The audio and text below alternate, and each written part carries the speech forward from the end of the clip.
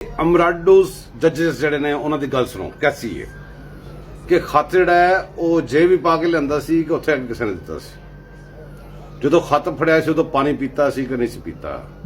ਜਦੋਂ ਖਤ ਆਇਆ ਸੀ ਤੇ ਖਤ ਦਾ ਰੰਗ ਕੀ ਸੀ, ਲਿਫਾਫੇ ਸੀ ਕਿ ਲਿਫਾਫੇ ਤੋਂ ਬਗੈਰ ਸੀ। ਉਹ ਲਾਂਤੀਓ ਉਹਦਾ ਮਰਾਸਲਾ ਲੈ ਕੇ ਲੁਧਿਆਣਾ ਰਿਹਾ, ਉਹਨੂੰ ਤਾਂ ਇੱਕ ਦਿਨ ਨਹੀਂ ਪੁੱਛਿਆ ਕਿ ਤੇਰੇ ਕੋਲ ਆਇਆ ਕਿੱਥੋਂ ਸੀ, ਤੈਨੂੰ ਕਿਹਨੇ ਪਹੁੰਚਾਇਆ ਸੀ।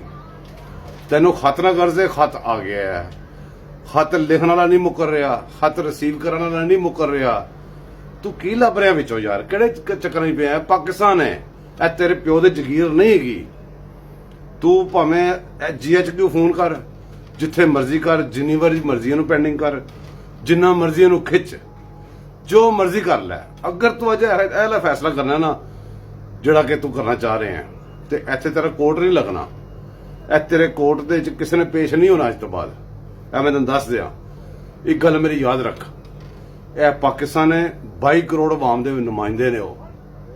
ਤੂੰ ਇੱਕ ਟੱਟ ਪੂੰਜੀ ਹੈ, ਤੂੰ ਗੈਰ ਕਾਨੂੰਨੀ ਗੈਰ ਆਇਨੀ ਜੱਜ ਹੈ। ਤੂੰ ਕਦੀ ਆਇਨ ਦੇ ਉੱਤੇ ਫੈਸਲਾ ਨਹੀਂ ਕੀਤਾ। ਜਿਸ ਦਿਨ ਆਇਨ ਤੇ ਫੈਸਲਾ ਕਰੇਗਾ ਉਸ ਦਿਨ ਆਇਨੀ ਜੱਜ ਹੋਏਗਾ ਤੂੰ। ਬਸ ਕਰ ਦੇ, ਮੈਂ ਤੈਨੂੰ ਕਹਿ ਰਿਹਾ ਬਸ ਕਰ ਦੇ।